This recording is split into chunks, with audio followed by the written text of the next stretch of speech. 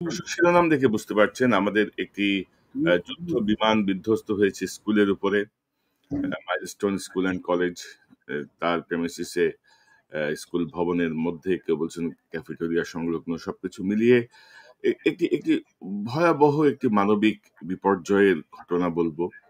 এখনো শিক্ষার্থীদের লাশ নিয়ে, মৃতদেহের সংখ্যা নিয়ে প্রশ্ন উঠছে, ক্রাইসিস ম্যানেজমেন্ট নিয়ে প্রশ্ন উঠছে, পাশাপাশি প্রশ্ন উঠছে যে এই যে একের পর এক এই যে FTI-7 যে যুদ্ধ বিমান, সেই যুদ্ধ বিমান বেশ কয়েকটি গত 2004 সাল থেকে পর্যন্ত বিধ্বস্ত হয়েছে। আমাদের আহ, সেনা, আমাদের বিমান বাহিনীর কৃতি পাইলট শাহাদাত বরণ করেছেন, নিহত হয়েছেন।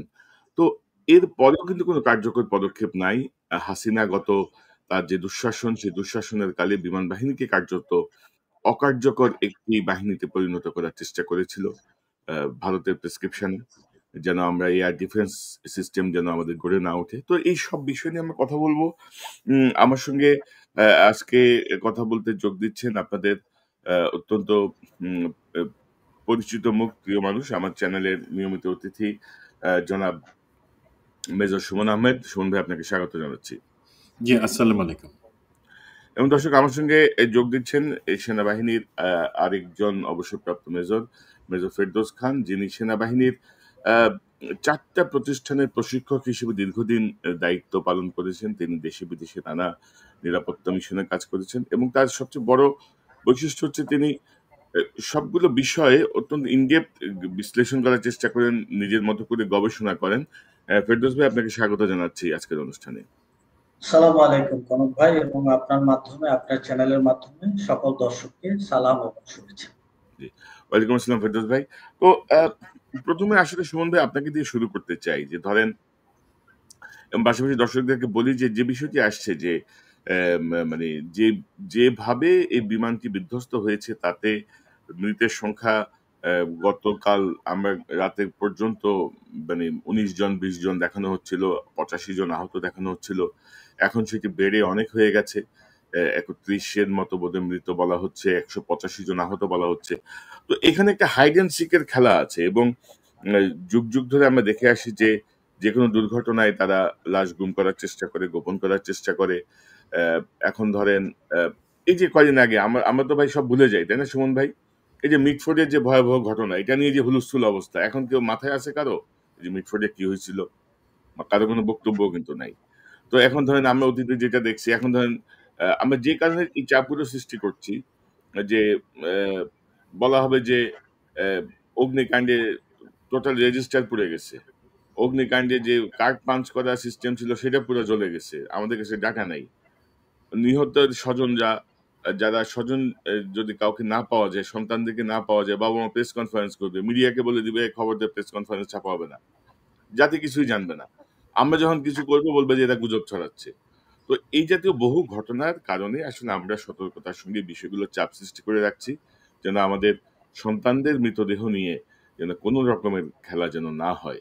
তো আমার মনে হয় যে সেই জায়গাটা, সুমন ভাই, এই জাতীয় আভাস আমরা দেখছি। সেনাবাহিনীর সেখানে শিক্ষার্থীরা অভিযোগ করেছেন যে লাশের সংখ্যা নিয়ে যখন তারা কথা বলছিলেন, তখন সেনাবাহিনীর একটি অংশ তাদের শিক্ষক সহ ছাত্রদেরকে বেধড়ক পিটিয়েছে। আইএসপিআর আবার এটাকে অনাকাঙ্ক্ষিত ঘটনা বলে তদন্ত করার কথা বলেছে। তো কি মনে করেন যে ক্রাইসিস ম্যানেজমেন্টের জায়গাটায় আমাদের সেনাবাহিনী বা মাইলস্টোনে যে যুদ্ধ বিমান বিধ্বস্ত হওয়ার ঘটনাটার একটা প্রাথমিক পর্যবেক্ষণ, আপনার একটা বক্তব্য নিয়ে শুরু করি। আমরা ভাই একটা শোকের অবস্থা আছে এখন। এই ধরনের শোকাবহ অবস্থা আমাদের বাংলাদেশের ইতিহাসে খুব কম সময় হয়েছে। আরো অনেক হয়েছে। রানা প্লাজার দুর্ঘটনা হয়েছে, ট্রেন দুর্ঘটনা হয়েছে, যেখানে 400-র মতন লোক মারা যায় রানা প্লাজাতে। বাট এই সমস্ত জায়গায় আমার যেটা মনে হয়, আমরা প্রতিবারই ক্রাইসিস ম্যানেজমেন্টে ফেল করি। সেটা আমি সরকার বলি, সরকারের বিভিন্ন সংস্থা বলি, অথবা এটার সাথে লিড রোল যে নেয় আমাদের প্রতিরক্ষা বাহিনীর সদস্যরা, তাদের প্রত্যেককেই আমি বলবো যে তারা খুব ম্যাচুরিটির পরিচয় কখনো দেন নাই এই পর্যন্ত। প্রথম কথা, এখানে যে অভিযোগগুলা এবং অসন্তোষগুলা আসছে, সেটা কিন্তু একটু ম্যাচিউরড কেউ হইলে যারা ওখানে ডিল করতেছে তারা বুঝতে পারতো। ধরেন যারা ওইখানে আছে বা যারা ওইখানে বিভিন্ন রাজনৈতিক দলের নেতৃবৃন্দ বিভিন্ন সময় গেছেন, যারা উদ্ধার কার্যে আছে বা উৎসুক জনতা আছে, তাদের প্রতি সম্মান রেখে আমি বলতেছি যে আপনাদের দেখে আমার কাছে মনে হচ্ছে আপনাদের পরিবারে কেউ কখনো মনে হয় এই মৃত্যুবরণ করেন নাই, এমন করুণ মৃত্যুবরণ করেন নাই। আপনাদের কাছে আপনারা বুঝতে পারতেছেন না যে ওইখানে তাদের অভিভাবক, তাদের সহপাঠী, তাদের আত্মীয় স্বজন, তাদের মনের মধ্যে দিয়ে কি যাইতেছে সেটা আপনারা বুঝতে ফেইল করতেছেন। বিকজ সেই যে এমপ্যাথি সেটা মনে হয় আপনাদের নাই বা জাতি হিসাবে আমাদের নাই। Sorry to say this. এখন আসি এই জায়গাটাতে প্রথম থেকে যদি আমি মনে করি সশস্ত্র বাহিনীর দায়িত্ব নিয়েই তারা এখানে উদ্ধার কার্যটা চালাচ্ছে, সেক্ষেত্রে কিন্তু সশস্ত্র বাহিনীর প্রতিটা বাহিনী, army, navy, air force, BGB, police, সবারই কিন্তু প্রশিক্ষণের মধ্যে একটা অন্যতম অধ্যায় থাকে এবং সেটা চলমান থাকে। একবারে শিখাই একটা কোর্স কমপ্লিট করে তা না, তাদের প্রশিক্ষণের মধ্যে চলমান থাকে ক্রাইসিস ম্যানেজমেন্ট।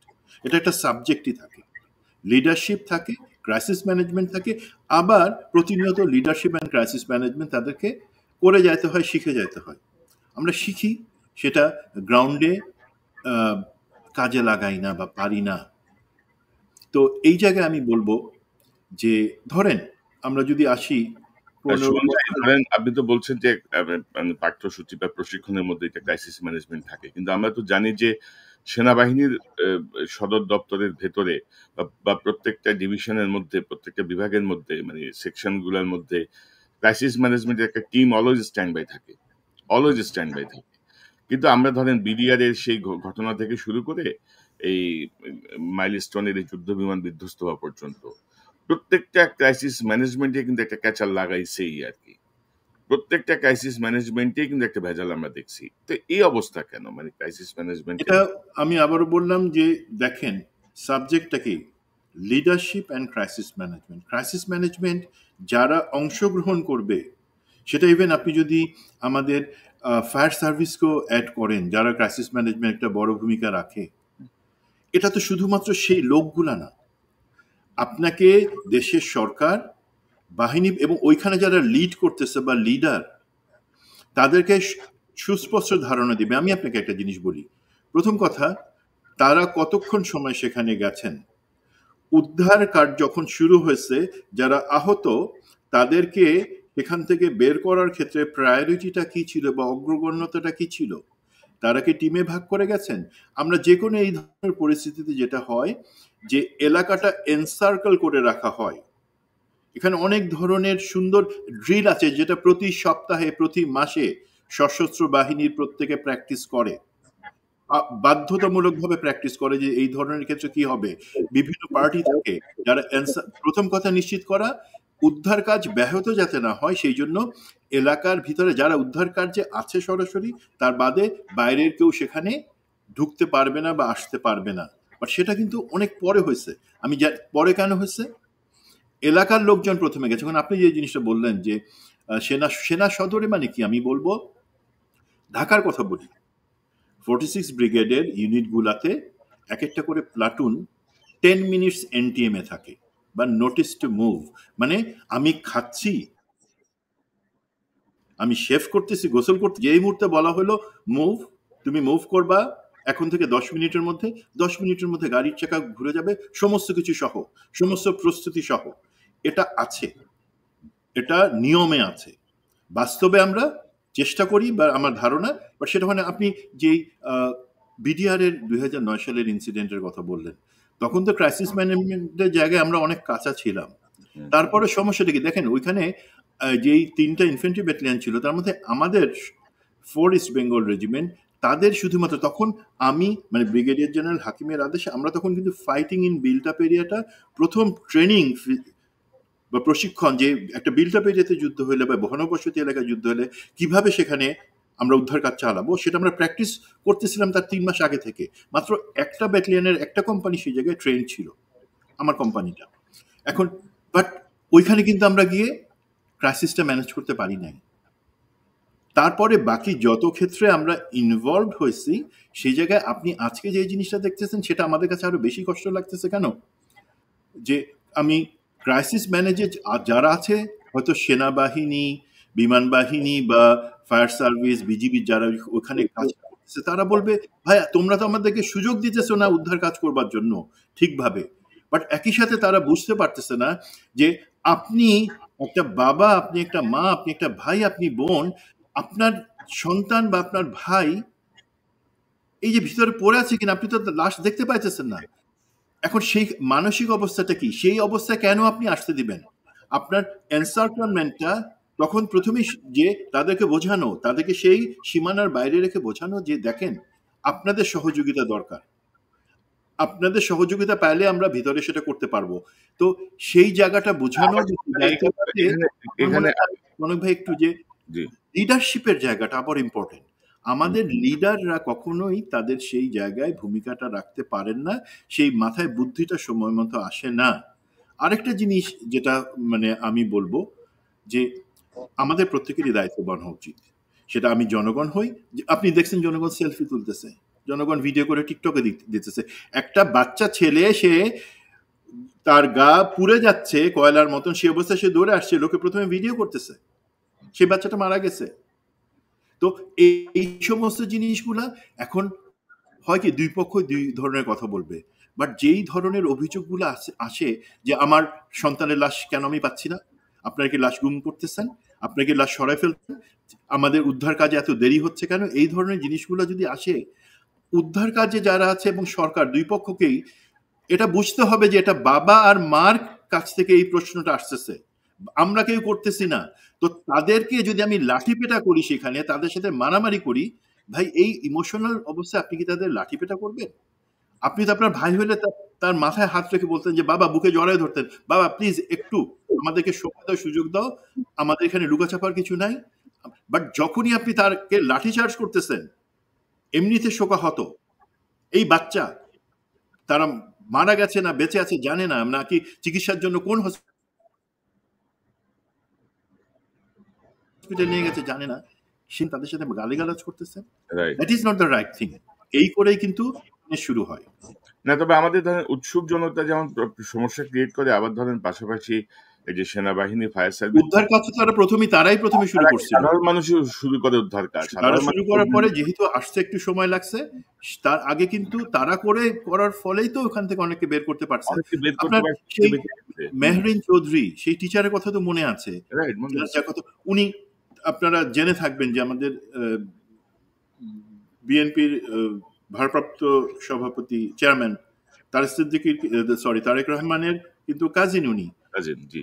উনি নিজে থেকে নিশ্চিত করেছেন এই 25টা বাচ্চা বের হয়ে যায়, এবং সেই ক্ষেত্রে আশপাশের লোকজনই সহায়তা করছে তাদেরকে বের করার জন্য। তারপরে উনি ইন্তেকাল করছেন, সেখানে মারা গেছেন। তো উনি 100% বার্ন হয়ে গেছেন, উনি চাইলে উনি আমি অবশ্যই স্বীকার করব, কিন্তু পরে যারা সেলফি তোলার জন্য আর টিকটকে ভিডিও আপলোড করার জন্য সেখানে ভিড় করছে, আমি বলবো প্লিজ আমরা জাতি হিসেবে এতটা ছোট। এগুলো হচ্ছে বিষয়, এবং ধরেন যে প্রত্যেকটা বিষয়তেই আমাদের যারা দায়িত্ব প্রাপ্ত যেই জায়গাগুলো থেকে আমরা ধরেন একটা কোশ্চেন তারা তৈরি করেই, একটা ভেজাল তারা লাগাই, পরে আবার এটা নিয়ে তদন্ত হয়, নানা রকমের বিষয়। তো এরকম একটা দুর্ভাগ্যজনক ঘটনা। মেজর ফেরদৌস খান, কিভাবে দেখছেন আপনি বিষয়গুলো নিয়ে একটু পর্যবেক্ষণ করছিলেন? 2025-26টি এয়ারক্রাফট আমাদের বিধ্বস্ত হয়েছে বিভিন্ন সময়, এবং FTI-7 খুব সম্ভবত 5টা বা 6টা, এবং 6টা জায়গাতে আমরা আমাদের দক্ষ পাইলটকে হারিয়েছি। তো আমাদের সমস্যাটা কোথায়? ধরেন এই FTI-7 বাংলাদেশের জন্য বিশেষভাবে তৈরি করা, মানে অর্ডারের পরে তৈরি করা চীনের এয়ারক্রাফট, কিন্তু একটার পর একটা দুর্ঘটনা ঘটলেও আমরা জানি না যে চীনের সঙ্গে আমরা কথা বলেছি কিনা, তাদেরকে দিয়ে আমরা দেখিয়েছি কিনা, কেন এটা বিকল হয়ে যাচ্ছে শেষ মুহূর্তে হঠাৎ করে, এগুলো খবর জানি না। গত 1 বছরে এই হাসিনা, তো আমি যেটা বলছিলাম প্রথমে যে বিমান বাহিনীকে একটু অকার্যকর করে রাখার একটা পরিকল্পনা তো ছিল, সে অনুযায়ী কাজ করেছে হাসিনা। তো গত 11 মাসেও আমাদের নতুন এয়ারক্রাফট বা মেইনটেনেন্স, এই জায়গাগুলো কিছু হয়েছে বলে আমাদের কাছে কোনো তথ্য নেই, ইন্টারনালি কিছু খবর আমি যতটুকু খোঁজ নিয়েছি তেমন কোনো সদুত্তর কেউ দিতে পারে নাই। তো সব মিলিয়ে আসলে আপনার কাছ থেকে আমি একটু জানতে চাই আমাদের জিও পলিটিক্যাল বিষয় বা আমাদের এয়ারফোর্স সার্বিক পরিস্থিতি কিভাবে দেখেন আপনি? ধন্যবাদ কনক ভাই। সর্বপ্রথমে আমি আন্তরিকভাবে শোক এবং দুঃখ জানাচ্ছি অনেকগুলো শিশু বাচ্চা এবং যিনি শিক্ষিকা যিনি শহীদ হয়েছেন। আমি বলবো যে এখানে নিহত না বলে আমরা শহীদ বলাটা উচিত। কারণ যে ছোট বাচ্চাগুলা তারা তো জানতো না যে তারা কিভাবে মারা গেল, সুতরাং তারা শহীদ এখানে। আর যিনি শিক্ষিকা যিনি বাচ্চাগুলাকে উদ্ধার করে শেষ মুহূর্তে যিনি মারা যান বা শহীদ হন, তিনি তো অবশ্যই শহীদ, তিনি একটা বড় কাজে। আমি প্রথমে একটু মেজর সুমনের কথা থেকে একটু আসবো ক্রাইসিস ম্যানেজমেন্টের বিষয়টা নিয়ে। প্রথমে এটা নিয়ে আসা উচিত। আসলে এখানে পয়সার দুই সাইড দেখতে হবে, অর্থাৎ both side of the coin should see. One side হচ্ছে আপনাকে দেখতে হবে যে দেখেন ক্রাইসিস অনেক রকমের ক্রাইসিস হতে পারে। আমরা বাংলাদেশ সেনাবাহিনী বেসিক্যালি ফ্লাড, তারপরে বিভিন্ন রকমের ডিজাস্টার, আর্থকুয়েক, এই ধরনের ক্রাইসিসের সাথে বাংলাদেশ সেনাবাহিনী ফায়ার ফাইটিং, আগুন নেভানো, উদ্ধার করা। তো এখন যে ক্রাইসিসটা হঠাৎ করে হয়ে গেল, এই ক্রাইসিসটা এমন কোনো বইয়ে লেখা নেই, this is a thunder in a blue moon, হঠাৎ করে হয়ে যাওয়া ক্রাইসিস। গত 1 বছর ধরে বাংলাদেশ সেনাবাহিনী মাঠে আছে এবং বাংলাদেশ সেনাবাহিনী গত 1 বছর ধরে কাজ করতেছে basically in aid two civil administration. সেখানে বাংলাদেশ সেনাবাহিনী রেস্টোরিং দি ডেমোক্রেসি এবং অন্যান্য কাজ করে আছে। তো সিলেবাস এত ঘন ঘন চেঞ্জ হচ্ছে, হঠাৎ করে লাল, তারপরে নীল, তারপরে আবার লাল, আবার নীল, মানে দি colour is always changing, the work is always changing. আপনি দেখেন যে হাসিনা চলে যাবার পরে বাংলাদেশ সেনাবাহিনীকে কতগুলা চ্যালেঞ্জ ফেস করতে হচ্ছে। হাইকোর্টে আনসারের বিদ্রোহ, তারপরে আপনার সচিবালয়ের ঝামেলা, একটার পর একটা কিন্তু চলে আসছে। তো অ্যাকচুয়ালি এই ঘটনার জন্য তো আমরা কেউ প্রস্তুত না, এবং প্রস্তুত থাকাটাও আমি মনে করি যে এটা উচিত না যে একটা ফাইটার এয়ারক্রাফট একটা স্কুলের উপরে পড়বে এবং সেটার জন্য আমি প্রস্তুতি নিব বা বাংলাদেশ সেনাবাহিনী প্রস্তুতি নেবে। অবশ্যই এটা আমাদের কারোই কাম্য না। তো সেই হিসাবে এখানে দুটা সাইড, একটা হচ্ছে যে ইমোশনাল সাইড, একটা প্যারেন্ট বা একটা বাবা বা একটা মা যখন তার শিশুকে খুঁজতে ওখানে যাচ্ছে, স্বাভাবিক কারণে সে ইমোশনাল এবং সে ওখানে ব্যাকুল হয়ে থাকবে তার বাচ্চার জন্য, সে খুঁজতে থাকবে, এখানে সেখানে হাতাতে থাকবে। আবার একই সাথে সেনাবাহিনী ওইখানকার যে পরিবেশটা, ওই পরিবেশের সাথে যেহেতু সে ট্রেন্ড না এই এই স্পেশাল পার্টিকুলার এই সিচুয়েশনের সাথে, সেও এখানে স্ট্রেসে থাকবে। তো এই দুই স্ট্রেস মিলে এখানে বলা যেতে পারে যে এখানে কিছু মিসহ্যান্ডলিং হয়েছে।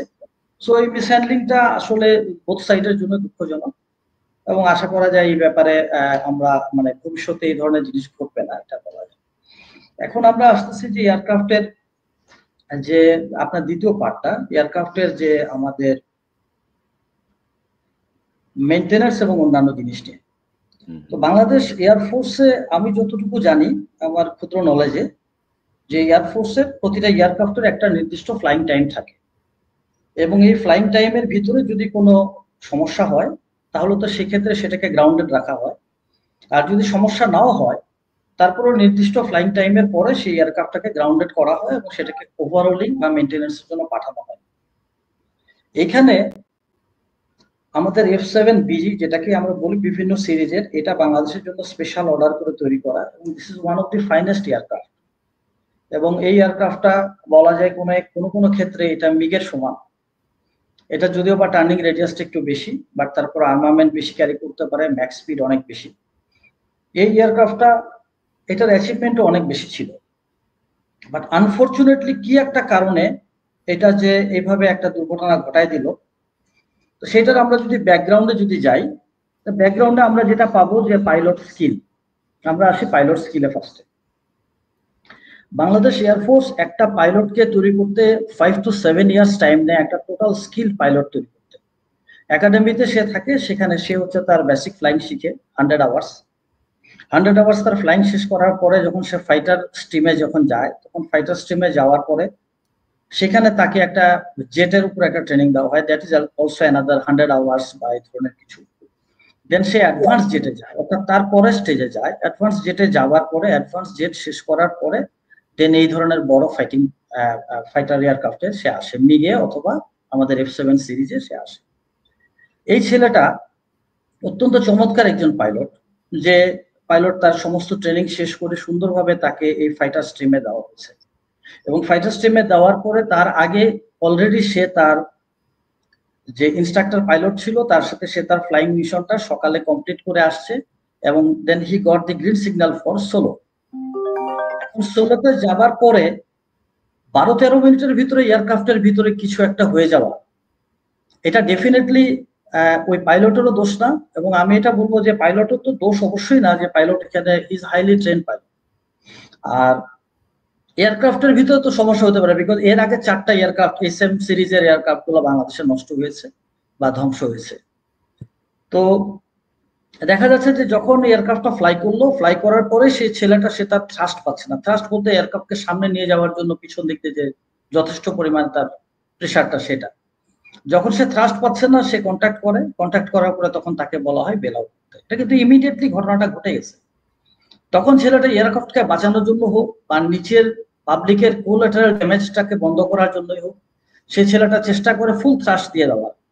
ফুল থ্রাস্ট দিয়ে সে চেষ্টা করে যে মানে যতটুকু সম্ভব একটা নর্মাল জায়গাতে যেটাকে নিয়ে যাওয়া যেখানে মানুষের ড্যামেজ না হয়, এটা রানওয়ের হয়তো একটা কোনাতে বা একটা আশেপাশে। এবং এত সহজে আমরা গ্রাউন্ড থেকে যেভাবে বলতেছি যে না গ্রাউন্ড থেকে হয়তো বিমান সবকিছু নিচে দেখতে পারে, অ্যাকচুয়ালি বিমান উপর থেকে এত কিছু দেখতে পারে না। একটা ফাইটার এয়ারক্রাফট টোটালি সে চলে ইনস্ট্রুমেন্টের উপরে। একটা ইনস্ট্রুমেন্ট তাকে বলে দিচ্ছে তার অ্যালটিটিউড, তার আশেপাশে কি টপোগ্রাফি আছে, কি জিনিসপত্র, সেগুলো সে আকাশ থেকে তো সে মাটি দেখে তারপরে মাটিতে ল্যান্ড করবে। এইভাবে একটা ফাইটার এয়ারক্রাফটকে তৈরি করা হয় না, বা এইভাবে একটা পাইলটকে তৈরি করা হয় না। It's a more modern, more sophisticated thing. যখন দেখা যাচ্ছে যে সে তার আনুমানিক একটা ইয়ের ভিতরে যে না আমি এখন অ্যাপ্রক্সিমেটলি আমি আমার অ্যাপ্রোচটা আছে আমাদের রানওয়ের দিকে, তখনই সে তার আর পাওয়ার ফেলিয়ার। যখন পাওয়ার ফেলিয়ার তখন তার হাইড্রোলিক ফেলিয়ার যখন তার হবে তখন তার এয়ারক্রাফটের যে উইংস গুলো আছে সেই উইংস গুলা তখন ঠিক মতো সেটা মুভ করবে না। মুভ না করলে একটা aircraft, this is a very high heavy একটা এয়ারক্রাফট, সে অটোমেটিক্যালি সে নিচের দিকে সে ফল হতে থাকবে। এই অবস্থাতে সে যতটুকু, এবং তার যখন পাওয়ার থাকবে না তখন পাওয়ার না থাকলে তার কমিউনিকেশন থাকবে না, so his communication is also cut. তো তার পাওয়ার কাট, তার হাইড্রোলিক কাট, তার কমিউনিকেশন কাট। এর ভিতরে ছেলেটা যতটুকু ভাবে সম্ভব সেই ছেলেটা তার চোখের সামনে যখন সে মাঠ দেখছে সে মনে করছে এই মাঠের মধ্যে এয়ারক্রাফটটা নামালে আমি হয়তো কোনোভাবে আমি মানুষের ড্যামেজটাকে বন্ধ করতে পারবো। লাস্ট মোমেন্ট পর্যন্ত সে ট্রাই করছে। ট্রাই করার পরে যখন একটা মাঠ, ফুটবল মাঠ 100 থেকে 150 ফিটের 150 গজের একটা মাঠ, সেই মাঠে এত বড় একটা এয়ারক্রাফট, এটা তো এমন না যে একটা বল, ফুটবল বা একটা ক্রিকেটের বল, সে বিগ এয়ারক্রাফট। সে পড়ার পর তো অটোমেটিক্যালি যায়, এটা তো এমন না যে এত প্রিসিশন নিয়ে মাঠের মধ্যে একেবারে যেখানে গোলি, যেখানে আপনার গোল বার বা এটা এখানে শেষে নামবে, ইটস নট পসিবল। এবং আলটিমেটলি এই ড্যামেজটা হয়ে গেছে। এটা টোটালি আনইনটেনশনাল এবং টোটালি এটাতে কারো মিস্টেক বলা যাবে না, এটা আল্লাহ তাআলা প্রদত্ত একটা পাইলটকে তো দোষারোপ করার কোনো সুযোগই নাই, বরঞ্চ কোনো সুযোগই এখানে। এখন আমি এয়ারক্রাফটের বাংলাদেশ এয়ারফোর্সের যেটাতে আসবো সেটা হচ্ছে যে বাংলাদেশ এয়ারফোর্স আপনি জানেন যে এটা is very traditional and very, এটা অনেক অ্যাচিভমেন্ট করা একটা এয়ারফোর্স। এই এয়ারফোর্স শুরু হয়েছে যদি আমরা বলি পাকিস্তান পিরিয়ডে সাইফুল আজম, MM আলম, এবং 1971 এই এয়ারফোর্সে সুলতান মাহমুদ এখানে ছিলেন। তো সুলতান মাহমুদের মতন বড় পাইলট দিয়ে এই এয়ারফোর্স তৈরি। সো এয়ারফোর্স যাতা এয়ারফোর্স না, যাতা পাইলট এটা না।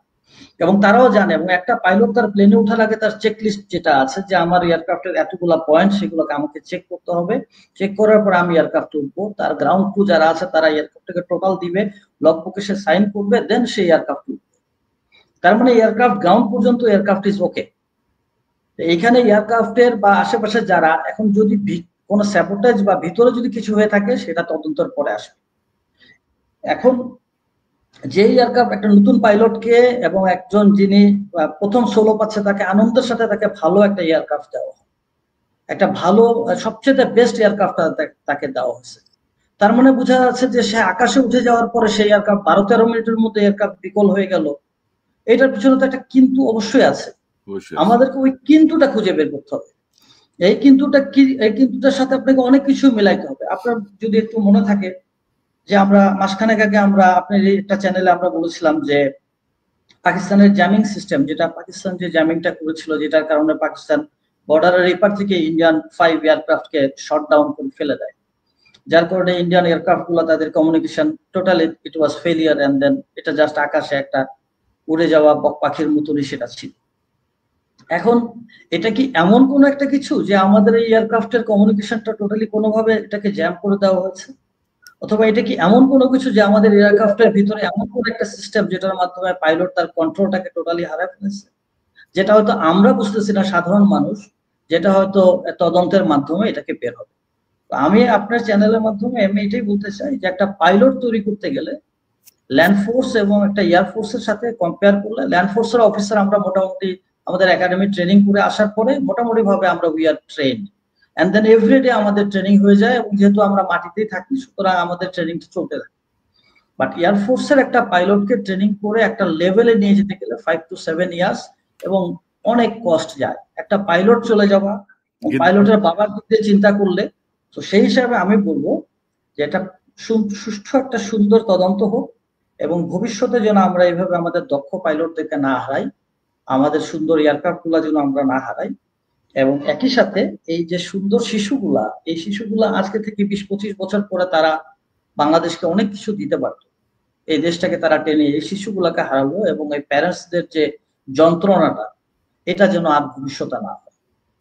না, এখন ধরেন আমি এখন পর্যন্ত জানি না যে নতুন তদন্ত কমিটি আসলে গঠিত হয়েছে কিনা, তদন্ত কমিটি কি করছে। কারণ ধরেন যে পাইলট যেমন ইন্সপেকশন করে, পাইলট যেমন চেক করে এয়ারক্রাফটে বসে, তেমনি পাইলটের আগেও তো ধরেন গ্রাউন্ড স্টাফ যারা আছে, ম্যানেজমেন্টের যারা আছে, তারা টোটাল জিনিসটা চেক করার পরে যে পাইলটের সেকেন্ড চেক হয়, তাই না? তো সেই গ্রাউন্ড স্টাফদের মধ্যে কোনো গাফিলতি ছিল কিনা, কোনো স্যাবোটাজ ছিল কিনা, এখন পর্যন্ত আমি জানি না সেই ব্যাপারে কোনো কাজ শুরু হয়েছে কিনা। এটা হাইপোথেটিক্যালি যদি আমি বলি যে বাংলাদেশ এয়ারফোর্স, বাংলাদেশ আর্মি, আমরা কিন্তু our soldiers are very loyal, তারা অত্যন্ত অনুগত, অত্যন্ত চমৎকার একটা ট্র্যাডিশনাল একটা সোলজার, এবং সেই ক্ষেত্রে অফিসারের প্রতি তাদের অত্যন্ত ভক্তি এবং খুব সুন্দর একটা সম্পর্ক। একটা সোলজার কোনোভাবেই কোনো মিস্টেক করবে না যেখানে তার একজন অফিসার যে প্লেনটা নিয়ে যাবে সে এখানে ক্র্যাশ করবে বা একটা ভুল করবে, আর হিউম্যান হিসাবেও আপনি এটা করবো না, সুতরাং সেখানে সে তো শপথ নেওয়া একটা মানুষ, সুতরাং এখানে ওই ধরনের কিছু নাই, বাট তারপরও বাট তো সব জায়গায় রয়ে যাচ্ছে, এটাই তদন্তের মাধ্যমে এই বাটটা আসবে আর কি। আর এখন যে উদ্ভূত পরিস্থিতি, একটা অস্থিতিশীল পরিবেশ তৈরি করার তো চেষ্টা আছেই চারিদিকে। হ্যাঁ, এটা তো আমরা জানি যে আমাদের একজন তৈরি করেই যাচ্ছে, উনি বসে বসে উনি করেই যাচ্ছে প্রবলেম, এবং ওনার সাথে উনি যেখানে আছেন সেখান থেকে তো তৈরি হচ্ছে। এটার ব্যাপারে বলতে বলতে we all are tired about that. তো ধরেন এই যে কমিউনিকেশন সিস্টেম জ্যাম করার যে ইঙ্গিতটি আপনি দিলেন, যেটি ধরেন সাম্প্রতিক সময়ে কাশ্মীর কেন্দ্রিক ভারত পাকিস্তানের যুদ্ধের ক্ষেত্রে পাকিস্তান প্রয়োগ করেছিল ভারতের এয়ারক্রাফটের ক্ষেত্রে, সেটার মানে তদন্ত কি আন্তর্জাতিক তদন্ত লাগবে, নাকি আমাদের পক্ষে সেটা আইডেন্টিফাই করা সম্ভব, বা এটা আর কি বিস্তারিত কিছু কি যাবেন একটু? এটা আমার বাংলাদেশ এয়ারফোর্স, আমি আগেই বলছি যে এয়ারফোর্সের যে স্ট্যান্ডিং অপারেটিং প্রসিডিউর যেটা আছে, সেখানে এয়ারক্রাফটের একটা ট্র্যাডিশনই হচ্ছে যে একটা এয়ারক্রাফট কিন্তু ক্র্যাশ করলে সাথে সাথে তারা পাইলটদের জন্য ভয় না থাকে, পাইলট জন্য আবার একটা সায়ের ভিতরে না থাকে বা কোনো স্ট্রেসে না থাকে, সেই ক্ষেত্রে তাকে কিন্তু ইমিডিয়েটলি তাকে ফ্লাই দেওয়া হয়, অথবা সেই পাইলটটাকে আবার ওই পরিস্থিতিটা তাকে শিখে দেওয়া হয়, ওটার উপর একটা ব্রিফিং হয়, ডিব্রিফিং হয়। So there is no way যে বাংলাদেশ এয়ারফোর্স একটা খারাপ একটা তদন্ত করবে, বা একটা ইমেচুর বা মনে করা যায় যে যথেষ্ট প্রফেশনাল না এরকম কোনো তদন্ত করবে, এটা প্রশ্নই ওঠে না। এখানে যে জিনিসটা সেটা হলো যে তদন্ত করতে যে কতটুকু গভীরে এবং কতটুকু আন্তরিকতাটা আসবে। বাট হোপফুলি এখন যেহেতু পরিস্থিতি, আগের যদি সময় হতো, আমি আমার মতন করে ফ্রিলি বলছি, যদি এটা আগের সময় হাসিনার সময় হতো, তাহলে যেভাবে বিডিআর এর তদন্তটাকে যেভাবে ধামাচাপা দেওয়া হলো, তথাকথিত বিডিআর এর কিছু সৈনিক বিদ্রোহ করলো, তারা মেরে ফেললো, ডাল ভাতের উসিলা দিয়ে, তাদের টাকা পয়সা দেওয়া হয় না, আর্মি অফিসার কেন বিডিআর এই উসিলা গুলা দিয়ে যে তদন্তটাকে যেভাবে এটাকে কাভার করে দেওয়া হলো, ঠিক সেভাবে আগের টাইম গুলো এটাকে ওইভাবে কাভার করে দেওয়া হতো, যে না বিমানের ইঞ্জিন নষ্ট হয়ে গেছে, তেল শেষ হয়ে গেছে, হাবিজাবি একটা কথা বলে এটাকে শেষ করে দেওয়া। বাট এখন যেহেতু ওই পরিস্থিতি নাই, Bangladesh have a very good leadership, আমাদের ডক্টর মোহাম্মদ ইউনূস স্যার, আমি মনে করি যেটা যে ওনার ডাইনামিক একটা লিডারশিপের কারণে আমার মনে হয় যেটা যে না এই তদন্তটা প্রপারলি হবে। This is one. Another one হচ্ছে যে এখানে এতগুলা বাচ্চা, আমাদের সেকেন্ড আমি একটু যোগ করি। জি, আচ্ছা আচ্ছা, শিওর, না শিওর আপনি। না মানে হচ্ছে আমি যেটা বলতে চাচ্ছি যে হাসিনা নাই, লোক তো সব হাসিনারই। তো সেই জায়গাটায় আপনি এতটা আশাবাদী কি করে হন? বা ডক্টর ইউনূসের কি ডায়নামিজম আপনি দেখলেন আমি জানি না। কারণ ১১ মাসে আমি রীতিমতো হতাশার পথে আরকি, হতাশ হওয়ার পথে। তো আমরা চাই যে বিমান বাহিনীতে যারা আছেন, যারা তার সহকর্মীকে হারিয়েছেন, যারা এই বিমান ফ্লাই করবেন, যারা জীবন বাজি রাখেন দেশের জন্য, তারাই একটা চাপ সৃষ্টি করবেন যেন কোন ধরনের গাফিলতি বা কোন ধরনের শৈথিল্য প্রদর্শন করা না হয়। কারণ আমরা চাই না যে বিডিআরে যেমন ৫৭ জন সেনা কর্মকর্তাকে হত্যা করার পরে আমাদের সেনাবাহিনীর ব্রাদার ইন আর্মসরা সব মেনে নিয়েছিল।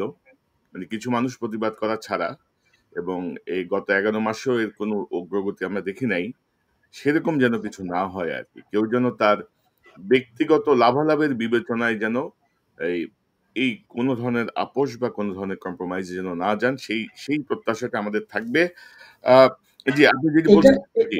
এটা এটা আমাদের আশা করে নিতে হবে এইভাবে, মানে মানুষ তো একটা হোপ নিয়ে বাঁচে।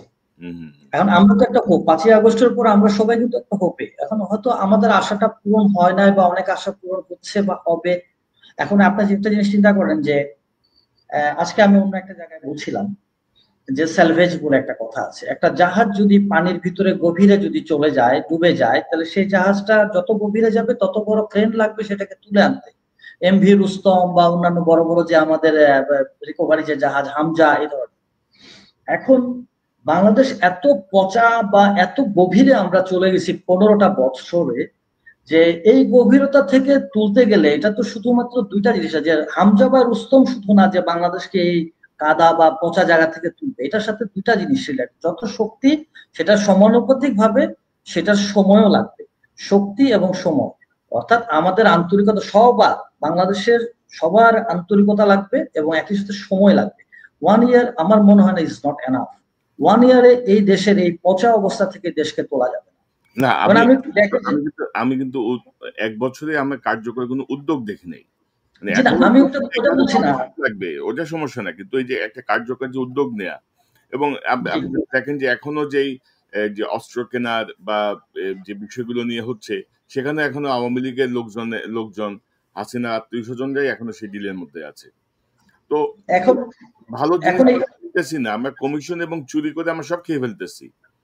এখন আমরা আসেন আপনি, আপনি আসেন একটু অস্ত্র কেনার ব্যাপারে আমরা যাই। জি, আমাদের নতুন এয়ারক্রাফট কেনার ব্যাপারে আমরা সবাই জানতাম যে নতুন এয়ারক্রাফট কেনা দরকার। এখন আমরা এখানে একটা নতুন পয়েন্ট আমি যেটা আপনার এখানে বলতে চাচ্ছিলাম সেটা হচ্ছে এয়ার ডিফেন্স। আমরা আমাদের সেই প্রস্তুতিটা আমাদের কপালে নাই। এখন আমরা যদি এই গত 15 বছরে যে পরিমাণ টাকা চুরিদারি হয়েছে, যে পরিমাণ টাকা বিদেশে নিয়ে গেছে, এবং আমাদের তথাকথিত ভাগিনা তার বিনোদনের জন্য যে পরিমাণ, তার এক একটা বিয়ে এবং ডিভোর্সের জন্য যে পরিমাণ টাকা আমাদের খরচ হচ্ছে, সেটা দিয়ে তো আমরা স্কোয়াড্রনের পর স্কোয়াড্রন এয়ারক্রাফট কিনতে পারতাম। সজীব ওয়াজেদ জুয়ের বিয়ে এবং তার তালাক, এই দুটার জন্যই তো যে পরিমাণ টাকা গেছে, সেই টাকা দিয়ে তো আমাদের এয়ারক্রাফট হাজার, মানে আমাদের তো স্কোয়াড্রন আফটার স্কোয়াড্রন কেনা যায় এয়ারক্রাফট। তো হাসিনা কেন আমাদের এখানে অ্যাক্টিভ এয়ার ডিফেন্সটা, মানে এয়ার ডিফেন্স না দিয়ে উনি কেন অ্যাক্টিভ এয়ারফোর্স আমাদের এই স্ট্র্যাটেজিতে উনি গেলেন না?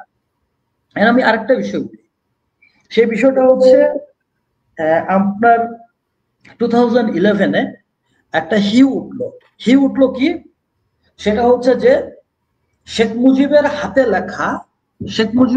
লেখা, ওয়ান পিস কাগজ বলে পাওয়া গেছে, যেখানে শেখ মুজিবুর রহমান নিজের হাতে সে বাংলাদেশের ডিফেন্স প্ল্যান লিখে গেছে। এটা জনৈক এক ব্যক্তি, সে আমাকে বললেন দেখো এই কাগজটা পেয়েছি, এটা শেখ মুজিবকে তো তারা আবার একটা অন্য বন্ধু বলে ডাকতো, what ever maybe, to my understanding he is not a friend of us. তো শেখ মুজিবের হাতে লেখা একটা বাংলাদেশের ডিফেন্স প্ল্যান, সেখানে সে বলেছে কোর কনসেপ্ট, মানে নদীর ওই পারে একটা কোর মানে 3 ডিভিশনে আর কি, 3টা ডিভিশন মিলে একটা কোর, নদীর ওই পারে একটা কোর, নদীর এই পারে একটা কোর হবে, এটা হবে।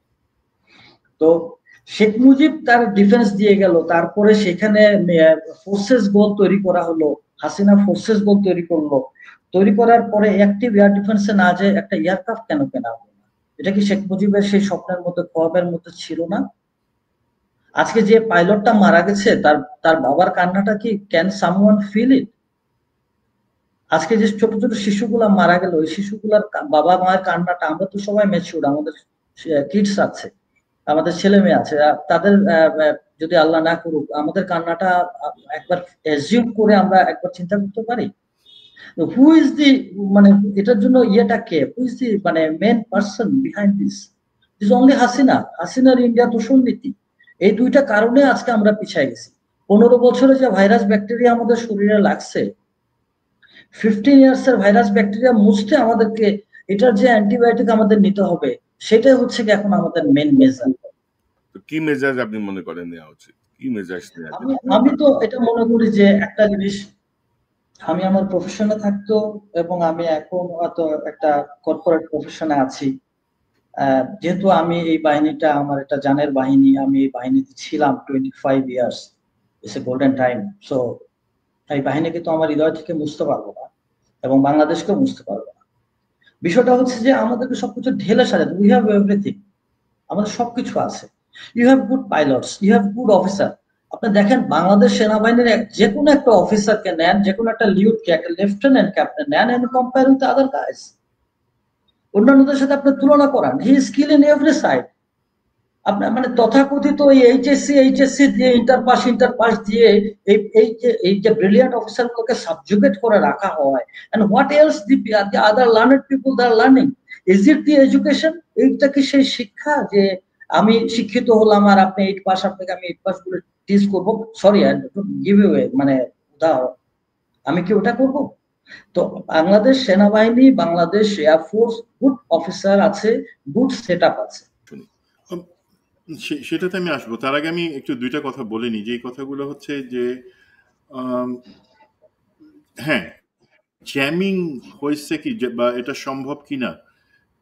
এখন এখানে আমাদের খেয়াল রাখতে হবে যে ভারত পাকিস্তান যুদ্ধের যে সিনারিও, এবং আমি ইনফ্যাক্ট গতকালকে ইলিয়াসের একটা প্রোগ্রামে জিনিসটা বলছিলাম যে একটা সম্ভাবনা আছে, বাট ভারত মনে রাখতে হবে পাকিস্তান এবং চায়না তারা এটা সম্ভব করছে যে পাকিস্তানের বর্ডারে আসার 300 মাইল আগেই তারা রাফালগুলোকে ফেলে দিতে পারছে, বিকজ পাকিস্তান চায়নার যে ওভারঅল থিয়েটার প্ল্যাটফর্ম তার অংশ হিসাবে তার air force, air defence, air capacity, air force মানে শুধুমাত্র ফাইটার প্লেন না, অনেক কিছু আছে, সফটওয়্যার বেসড যেই প্ল্যাটফর্ম তার অংশ, এবং সেটা হচ্ছে বাইজু স্যাটেলাইটের মাধ্যমে নিয়ন্ত্রিত, যেটাতে আর কেউ অ্যাক্সেস করতে পারে না, কোনো বৃহৎ শক্তি পারে না।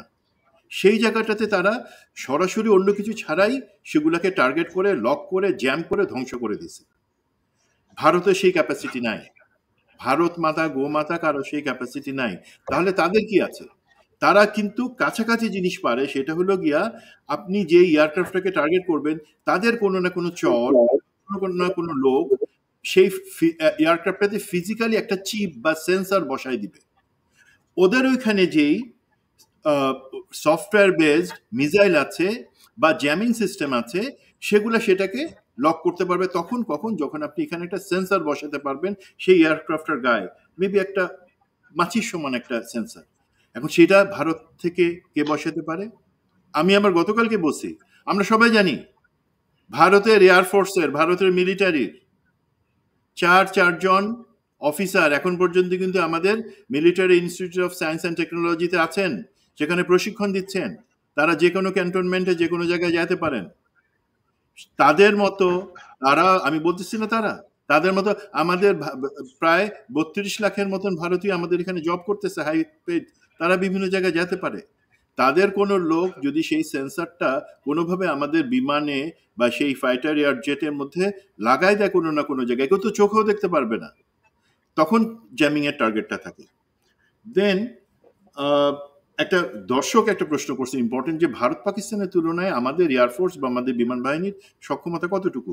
আমি যদি বলি মেজর ফেরদৌসের সাথে মিলাই যে আমাদের বিমান বাহিনীর সক্ষমতা, বিমান যদি আপনি তার বিমান ক্রু সদস্য সংখ্যা, হিউম্যান ক্যাপাসিটি ধরেন, অবশ্যই অনেক বেশি, অনেক ভালো, অনেক উঁচুতে ভারত পাকিস্তানের তুলনায়। বাট আমরা কোন জায়গায় অবশ্যই পিছিয়ে আছি, স্বীকার করতে লজ্জা নাই, সেটা হচ্ছে ইকুইপমেন্ট, আর্মামেন্ট এবং ডেভেলপমেন্ট, যেটা মেজর ফেরদৌস কভার করলেন, যে আমাদেরকে যদি একই পরিমাণে আনুপাতিক হারে আমাদের কাছে ইকুইপমেন্ট এবং আধুনিক যন্ত্রপাতি থাকে, তাহলে আমাদের পক্ষে সেই জিনিসটা সম্ভব। এখন আধুনিক যন্ত্রপাতির ক্ষেত্রে যেই মেজর ফেরদৌসের দুইটা কথা থেকে আমি একটু সামান্য কাউন্টার করব। মেজর ফেরদৌস যে জিনিসটা বললেন যে আমাদের যেই J7 যেটা আছে সেইটা হচ্ছে একটা এবং সেটার পারফরমেন্স ভালো ছিল, উন্নত ছিল। আমার কন্টেনশনের জায়গাটা এখানে হচ্ছে তাহলে এতগুলা পরিমাণে সমস্যা হইলো কেন, পড়ে গেল কেন, ক্র্যাশ করলো কেন, 1 নাম্বার। 2 নাম্বার হলো ভাই মধুবালা এক সময় উনি ইয়াং ছিলেন, সুন্দরী ছিলেন। উনি যখন বয়স্ক হয়ে গেলেন অবশ্যই উনি সুন্দরী ছিলেন, বাট যে কোনো মানুষের একটা বয়স থাকে, ইয়াং অবস্থায় একটা চেহারা থাকে, কার্যক্ষমতা থাকে, বুড়া হয়ে গেলে আরেকটা জিনিস হয়। আমরা যেই J7 এর কথা বলতেছি, প্রথম কথা হলো সেটা 35 বছর আগের জিনিস, এবং আজকে থেকে 10 বছর আগে বেশিরভাগ অ্যাডভান্স মিলিটারি এই J7 ব্যবহার করে না। আমি বলতেছি না যে চায়না বা অন্য কোনো দেশের কথা বলতেছি না, এগুলো আপগ্রেডেড হয়, 1 নাম্বার জিনিস। 2 নাম্বার যেটা ভয়ঙ্কর, যেটা আপনি শুনবেন, 2013 সালে যখন এগুলো কেনা হলো, আমাদের ফ্লিটে যুক্ত হলো, বলা হলো যে ধারণা দেওয়া হলো যে আমরা নতুন বা আমরা রিফারবিশড ফাইটার জেট কিনতেছি। কেনা হলো কি জানেন? শুধুমাত্র ওভারহল করা, মানে যেটা আপনি 1000 কোটি টাকা যদি বাজেট হয় দেখাচ্ছেন, আপনি এগুলা কিনতেছেন 1000 কোটি টাকা দিয়ে, আপনি লাইনঘাট করে নিলেন, কারণ এখন থার্ড পার্টি পারচেস হয়, যেখানে তারেক সিদ্দিকী, রেহানা, হাসিনা তারা এবং তাদের সুপুত্র জয় তারা টাকাটা অ্যাকচুয়ালি ভাগ করে নেয়। তার মানে 1000 কোটি টাকা বাজেট, যেটা যুক্তিযুক্ত নতুনটা কিনবার জন্য।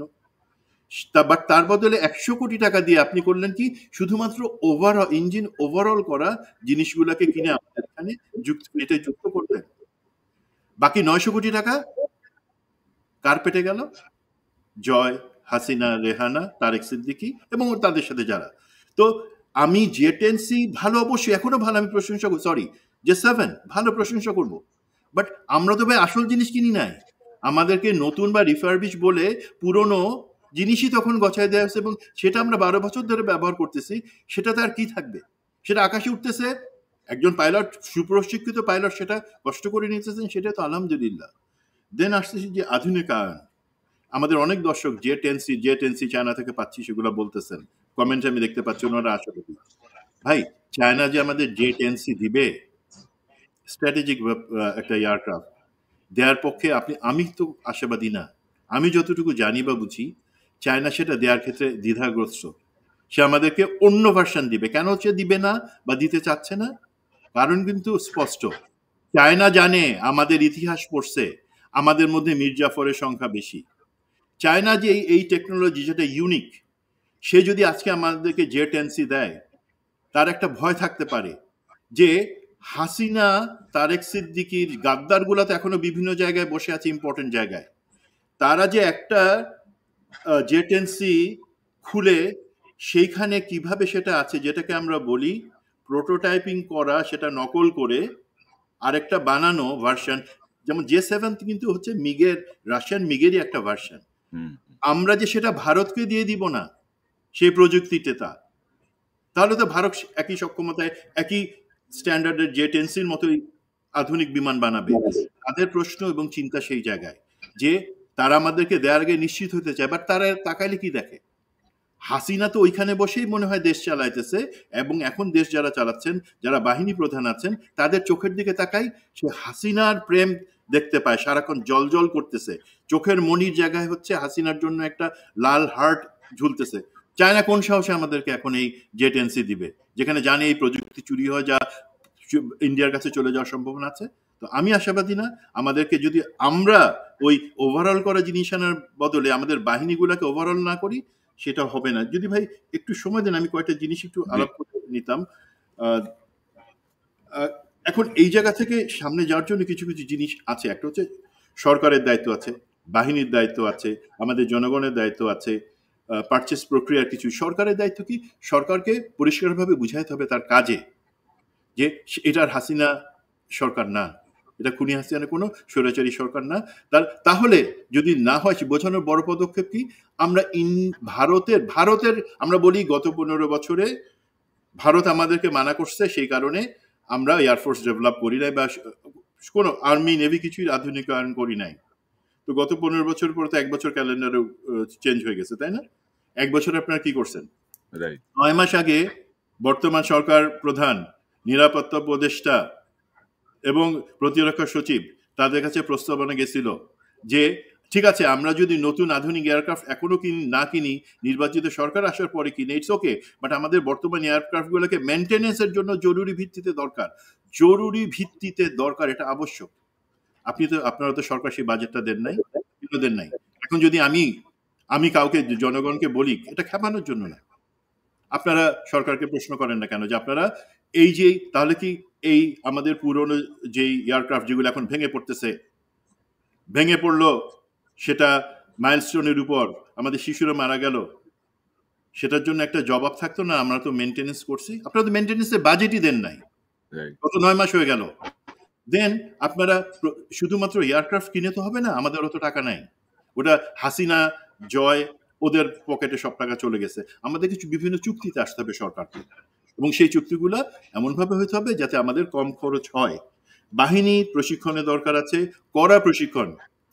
আমরা ট্রেনিং ভুলে গেছি, শুধু বিমান বাহিনী না, আমাদের পদাতিক হিল ট্র্যাক্সে আজকে আপনি পাঠান, এই মেজর ফেরদৌস, আমরা আমাদের মতো এরা বা বাকি যারা এখন জেনারেল আছে তারাই শেষ পর্যন্ত আমরা হিল ট্র্যাক্সে আমরা পেট্রোলিং করছি।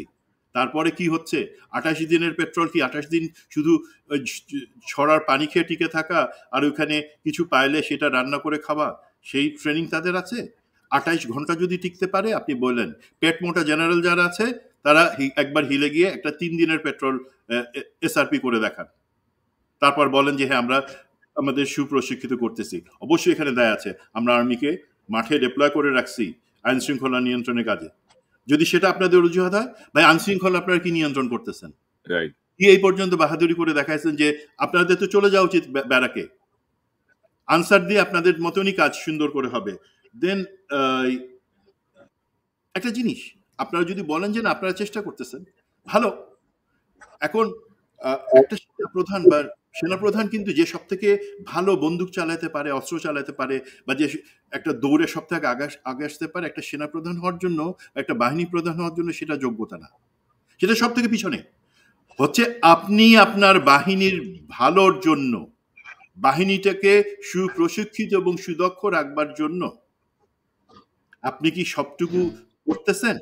আপনি কি উচ্চ পর্যায়ে গিয়ে বলতেছেন না এটা আমার বাহিনী, দেশের প্রয়োজনে, জনগণের প্রয়োজনে আমার এই বাহিনীর এই জিনিস প্রয়োজন, আমাকে সেটা দাও? আপনি যদি সেটা না বলার মতো আপনার সাহস থাকে, আপনার কলিজা থাকে, আপনি সসম্মানে চলে যান। সেটা সব বাহিনী প্রধানের জন্য আমি বলতেছি। সামরিক ক্রয়, সেই জিনিসটা ইম্পর্টেন্ট। সামরিক ক্রয়তে আমরা দেখে রাখছি, এটা নিয়ে অনেক কথা হয়েছে, অনেক হবে, বাট আগেরটার আমি দোষ দিয়ে কেউ করব। এখন কি হচ্ছে, এখন জেনারেল তারেক সিদ্দিকী, রেহানা হাসিনা হওয়ার জন্য তো লোকে দাঁড়ায় আছে, নতুন জেনারেল তারেক সিদ্দিকী লোক জড়ো হয়ে যাচ্ছে, তারা যে এই জিনিসটা করতেছে, আবার নতুন করে ঘুট পাকাচ্ছে। কিছু ক্রয় প্রস্তাবনা আসছে যেটা তারা গভর্নমেন্ট টু গভর্নমেন্টের বদলে ওপেন টেন্ডারের কথা বলতেছে, মানে আবার সেই টাকা খাওয়ার প্রক্রিয়া শুরু হয়ে যাচ্ছে। মানে আমরা তো জানি যে রাজনৈতিক দলগুলা চায় যে এই বাহিনীর জন্য যে বরাদ্দ তারা বাজেটে দেখাবে তার 90 ভাগ তারা তাদের পকেটে লুটপাট করবে। তো সেই জায়গাটা যাতে না হয়, মনে রাখবেন, অ্যাটলিস্ট আপনি জানেন যে আমাদের এখানে অতটুকু রিচ আছে, স্টেট ডিপার্টমেন্ট এবং পেন্টাগন, যেখান থেকে আপনারা এই উল্টাপাল্টা বুঝাই 10 দিন দামে কিনবার চিন্তা করতেছেন, আমরা সেই সব জায়গায় ইনশাল্লাহ পৌঁছাবো, নিশ্চিত করব জনগণের টাকা প্রতিটা পাই পয়সা খরচ হবে এবং সেটা জনগণ সঠিক জিনিসটা পাবে। দেন আমি বলতে চাই যে জনগণের ক্ষেত্রে আমাদের দায়িত্ববোধের পরিচয় দিতে হবে, আমাদেরকে এক্সপেকটেশনটা রাখতে হবে এবং শৃঙ্খলার জিনিসটা রাখতে হবে। না ওইটাই, এখন ধরেন আপনি যেটি বলছিলেন আমি আপনার সঙ্গে সম্পূর্ণ একমত যে হাসিনা তো ধরেন গত 15 বছরে আমাদের সশস্ত্র বাহিনী, আমাদের সেনা, নৌ, বিমান, এই 3টা বাহিনীকে যতটুকু সম্ভব দুর্বল করার চেষ্টা ছিল, যতটুকু সম্ভব আনইকুইপড রাখা, মেনটেনেন্স তো কিছুই হয়নি। কিন্তু প্রশ্ন হচ্ছে গত 1 বছরে কি ঘোড়ার ডিম করলো এরা? এবং যদি আমাকে একটু 1 মিনিট সময় দেন, গত একটা বছরে করবে কি? আপনি সরকার এবং বাহিনী প্রধানরা মানবাভিমান করে বাচ্চার মতন ব্যবহার করতেছেন। এবং বাহিনী প্রধানদের আমি বলি, আপনারা যে উদ্যোগ, যেটা কারণে লোকে হাততালি দেয়, যে আপনারা ডিজিএফ এর সমস্ত ডিজিকে সেখান থেকে চাকরিচ্যুত করলেন, তারপর এনএসআই ডিজিদেরকে চাকরিচ্যুত করলেন যারা হাসিনার আমলে ছিল, গুম খুন এই সমস্ত কারণে, এবং মামলা শুরু করছেন বা মামলা করতেছে তারা। আপনি কি বলতে পারবেন বা মেজর ফেরদৌস, আমি যে ডিজিএফআই এর কোন ডিজি গুলি করছে বা গুলির আদেশ দিছে বা কি করছে, আমাদের কাছে এখন পর্যন্ত কোনো তথ্য আসে নাই। অবশ্যই আমরা জানি কিছু, বাট আমরা জানি, আমরা দেখছি আমাদের বাহিনী প্রধানরা তো শেখ হাসিনাকে পালায় কোলে তুলে নিয়ে মোদির কোলে দিয়ে আসছে, হেলিকপ্টারে করে, আর বিমান বাহিনী প্লেনে করে। আমাদের বাহিনী লোকজন যখন কমান্ডে, তখনই তো ছাত্র জনতার উপর গুলি করে আমাদের 2000-এর মধ্যে নিরীহ মানুষ মারা হয়েছে। তো আপনাদের দোষ কি এই ডিজিএফআই বা এনএসআই ডিজিদের থেকে কম আপনারা মনে করেন? দায়িত্ব তাহলে যদি তাই হয়, আপনারা কেন পদত্যাগ করতেছেন না? আপনারা কেন বলতেছেন না যে তাদেরকে যদি চাকরি থেকে সরাই দিতে পারি, সরকার, প্রফেসর ইউনূস, আপনি আমাকেও সরাই দেন, বিকজ আমিও সেই একই পাপের পাপী। তারা বলবেন, এবং এরাই তো দেশ চালাচ্ছে। আপনি এই 1 বছরে কি আশা করবেন তাদের কাছ থেকে?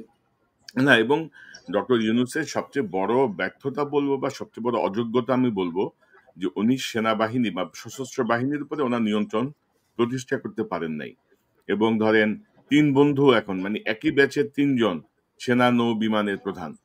তো এটা তো ধরেন, এবং তারা হাসিনার দ্বারা নিয়োগকৃত সেনা প্রধান, বিমান বাহিনী প্রধান, নৌবাহিনী প্রধান। এবং মেইনটেনেন্সের টাকা দেয়া হয় নাই, গত 9 মাসও দেয়া হয়নি, হাসিনা তো করেই নেই।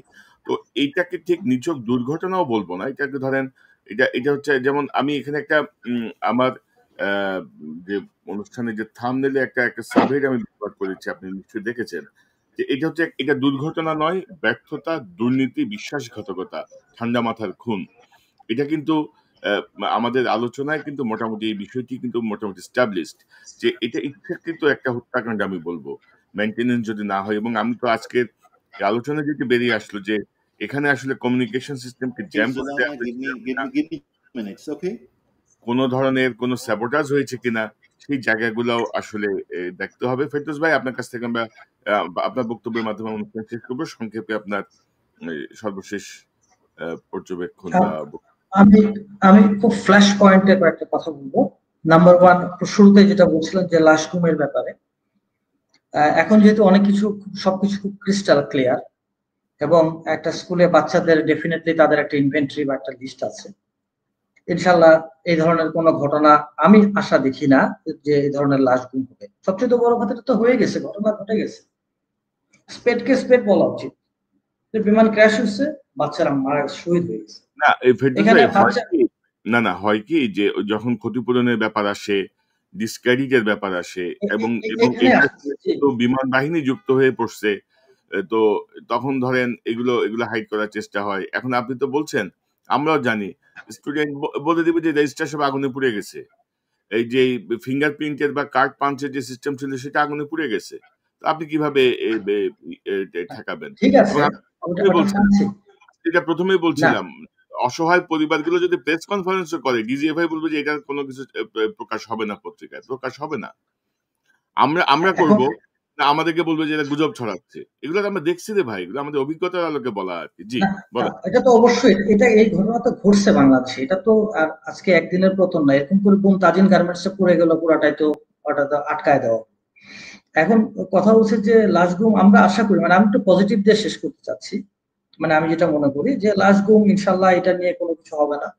আমি মনে করি যে আমাদের শিশু যারা, যে সমস্ত শিশুগুলা যাদের বার্ন হয়েছে, যত ডিগ্রি হোক, তাদেরকে এডুকেট ট্রিটমেন্ট দেওয়া দরকার, বিশেষ করে মেয়ে বাচ্চাদের। একটা মেয়ে বাচ্চা, সে তার শরীরে একটা বার্ন নিয়ে বড় হবে, and that will be very humiliating for her, তার জন্য।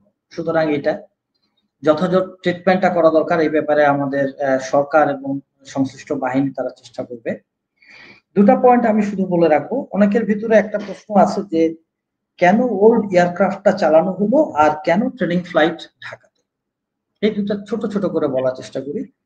একটা হচ্ছে ওল্ড এয়ারক্রাফট, এটাকে যে আমি আগেই বলেছি যে এয়ারক্রাফটের 100 মানে একটা নির্দিষ্ট আওয়ার্স তার ফ্লাইং হওয়ার পরে তাকে গ্রাউন্ড করা হয়। তার মানে এই এয়ারক্রাফট ওরকম ছিল। সো এটা গেল এক। একটা হচ্ছে যে আপনাকে তো ট্রেনিং শিডিউল, আপনাকে তো পাইলট তৈরি করতে হবে। আমি আগে বলেছি যে একটা পাইলট তৈরি করতে 5 to 7 ইয়ার্স লাগে। এখন আপনার এয়ারক্রাফট নাই, আপনার ঘরে গাড়ি নাই, আপনি তাই বলে সাইকেল চালায় তো আপনাকে রেডি করতে হবে জিনিস। তো তাই বলে আপনি এটাও বলতে পারেন যে আমি তাই বলে পাইলটকে মারবো না ভাঙা এয়ারক্রাফট দিয়ে, কিন্তু এয়ারক্রাফট তো ওই অবস্থায় রানিং ছিল জন্যই একটা এয়ারক্রাফট দিয়ে তাকে ট্রেন করাইতে হবে। পরে নতুন এয়ারক্রাফট আসলে সে ওটার সাথে অ্যাডাপ্ট করবে, কনভার্সন করবে। নাইলে তো পাইলটের ফ্লাইং শেষ হবে না, সে অ্যাডভান্স ট্রেনার অ্যাডভান্স জেট করার পরে তো ফাইটারের সাথে যেতে পারবে না। আজীবন সে বুড়া হয়ে গেলে তারপর তো প্লেনে উঠে তার লাভ নাই। এটা গেল একটা। আর কেন ঢাকায় ট্রেনিং ফ্লাইট? অ্যাকচুয়ালি এয়ারফোর্সের প্রতিটা ফ্লাইট যদি কোনো স্পেসিফিক মিশন বা এই ধরনের না হয় তাহলে ট্রেনিং ফ্লাইটে বলা হয়। এটা এয়ার চিফ যদি উনিও যদি ফ্লাই করতে যান, যাওয়ার আগে ওনাকে কয়েকটা ট্রেনিং ফ্লাইট দিয়ে যেতে হবে, কারণ উনি ভুলে গেছেন ওনার প্যানেল বোর্ড ড্যাশবোর্ডে কোথায় কি আছে এটা করতে হবে। আর এটা তো একটা ফাইটারকে তৈরি করে নিতে হবে ঢাকার জন্য, because Dhaka is the centre of gravity. Dhaka centre of gravity, যদি কোনো কিছু হয় ঢাকাতে সংসদ ভবন, ঢাকাতে আমাদের অনারেবল চিফ অ্যাডভাইজারের অফিস, ঢাকাতে আমাদের সমস্ত headquarter. So Dhaka is important. যেটা আমি দেখালাম যে আমাদের চারিদিক থেকে সব জায়গাতে 200 কিলোমিটার ভিতরে হচ্ছে ঢাকা, 200 মাইলের ভিতরে। তো ট্রেনিং ফ্লাইট মানে শুধু এটা না যে সে উঠবে শিখবে থাকবে তা না, তাকে উঠে একটা নির্দিষ্ট এলাকায় সে যাবে, ওখান থেকে সে তার মিশন শেষ করে আবার ঢাকাতে নামবে। সো এটা একটা জিনিস যে ঢাকাতে এটা করতে হবে, এটা ঢাকাতে এটা ইট ইজ ইম্পর্টেন্ট। আর লাস্ট পয়েন্ট যেটা সেটা হচ্ছে যে আমাদের সচেতন থাকতে হবে। আমাদের যেখানে আমাদের হাসিনা পালায় গেছে সেই জায়গা এবং হাসিনার পুতো চাল থেকে যেন ভবিষ্যতে আর যেন এরকম না হয়, যে কোনো একটা ছোট মিস্টেকও যেন আমাদের আর না হয়। হাসিনা চলে যায় 1 বছরে 12 মাসে কিন্তু আমাদেরকে 12 বার, কমপক্ষে 12 বার সে জ্বালায় দিয়ে গেছে। একটা ফেনী নদীতে বন্যা দিয়ে আমাদেরকে জ্বালায় দিয়ে গেল, রিক্সাওয়ালাদের হরতাল দিল, হাইকোর্টের মানে ঝামেলা করলো, এই আপনার কর কর্মকর্তাদের ঝামেলা করলো। একটার পর একটা প্রতি মাসে সে ওই রূপকথার ঠাকুরমার ঝুলির মতন সে একটার পর একটা গল্প ছেড়ে যাচ্ছে। সো হাসিনার গল্পের ভিতরে পুরো দেশকে ঐক্যবদ্ধ হয়ে হাসিনার গল্পটা বন্ধ করতে হবে। না, আরে ভেরি আনফরচুনেট যে ধরেন আমাদের এই এখানে আপনি চিকিৎসার কথা বলছি, ধরেন জুলাই বিপ্লবে যারা আহত হয়েছে তাদের চিকিৎসা ঠিক মতো হয়নি। জুলাই বিপ্লবে যারা আহত হয়ে হসপিটালে কাজ চাচ্ছে তাদের মানসিক যে ট্রমা, সেই ট্রমার জায়গাটা আমরা এখন অ্যাডজাস্ট করতে পারি নাই। এই যে স্কুলের প্রত্যেকটি স্টুডেন্টের যে মানসিক যে ট্রমা, সেই ট্রমা যদি আপনি অ্যাডজাস্ট করতে না পারেন প্রপারলি, তারা তো ভবিষ্যতে এই ট্রমা থেকে বেরোতে পারবে না, তারা জীবন গড়বে কি? পাশাপাশি ধরেন এই আসিফ নজরুল বলতেছে যে বিদেশ থেকে ডাক্তার আনবে, এই সাখাওয়াত সাহেব বলতেছে যে সিঙ্গাপুরে পাঠাবে, আবার সন্ধ্যার সময় চিফ অ্যাডভাইজারের ফেসবুক থেকে বলছে সাহায্য দাও, বিকাশ নাম্বার দিচ্ছে। তো আমরা তো এখানে একটা পয়েন্ট আমি অ্যাড করতে চাই, একটা পয়েন্ট, বিদেশ থেকে ডাক্তার আনেন বা কি করবেন এটা নিয়ে আমি কথা বলবো না, but no doctor from India. এই শিশুদের বার্ন এই ট্রিটমেন্টের জন্য আমাদের ডক্টর ভেরি স্কিল, আমাদের ডক্টর পারবে এটা। ইন্ডিয়া থেকে কোনো ডক্টর এসে বাংলাদেশের এই শিশুদের যেন কোনো চিকিৎসার ব্যবস্থা না নেয়। দিস ইজ, এটা আমি বলবো বাংলাদেশের সিটিজেন হিসাবে আমি এটা বলবো যে আমরা এই জিনিসটা করবো না, বিকজ যতদিন পর্যন্ত এয়ারক্রাফটের এই ক্র্যাশের একটা মানে ইনভেস্টিগেশন না হবে, যতদিন পর্যন্ত কোনো থার্ড পার্টি ইনভলভমেন্ট পাওয়া না যাবে, ততদিন পর্যন্ত নো ডক্টর ফ্রম ইন্ডিয়া। জি, আমিও আপনার সঙ্গে শতভাগ একমত যে আমাদের কোনো দরকার নেই ইন্ডিয়ান চিকিৎসকের বা ইন্ডিয়ান কোনো সাহায্যের। আমাদের ডাক্তারদের যথেষ্ট ক্যাপাবল। আমরা সবাই চাঁদা তুলে তাকে বাইরে পাঠাবো। আমরা 18 কোটি জনগণ, হাসিনার সেই প্রেরণামূলক কথা যখন হাসিনার পদ্মা সেতু নিয়ে কাহিনী হলো তখন বলে আমরা চাঁদা তুলে আমরা পদ্মা সেতু বানাবো, আমরা টাকা দিলাম পদ্মা সেতু বানালাম।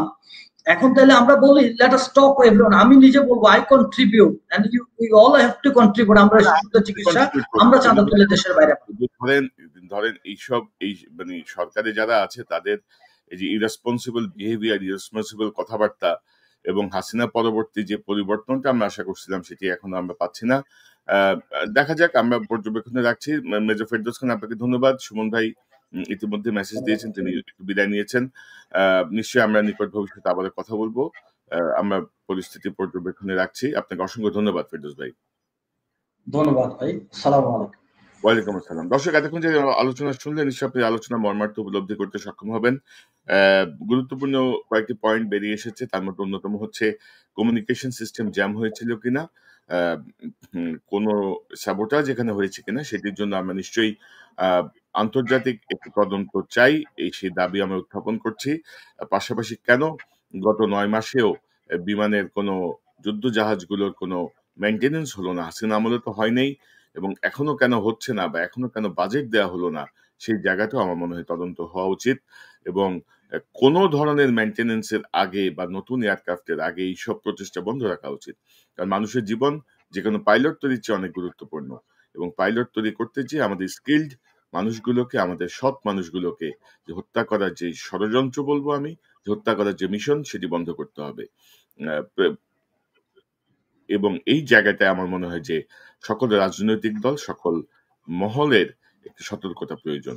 আবারও বলছি, উত্তরায় যারা শহীদ হয়েছেন, যারা নিহত হয়েছেন, প্রত্যেকের প্রপার তালিকা আমরা দেখতে চাই। কোথাও যদি কোনো ধরনের হীন প্রচেষ্টা দেখি গুম করার বা তথ্য গোপন করার, তাহলে কাউকেই ছাড় দেয়া হবে না, এবং প্রত্যেকটি শহীদ পরিবার, প্রত্যেকটি শিশুর পরিবারকে যথাযথ ক্ষতিপূরণ দিতে হবে। এই ক্ষতিপূরণ দিয়ে তাদের যে লস, সেটি হয়তো পূরণ হবে না, কিন্তু এই ক্ষতিপূরণের ব্যবস্থা করতে হবে। প্রত্যেকটি শিক্ষার্থীর মানসিক ট্রমা যেন না ঘটে, সেজন্য তাদের যথাযথ সাইকোলজিক্যাল কাউন্সেলিং বা এর মধ্য দিয়ে একটি উন্নত পরিবেশের সৃষ্টি করতে হবে।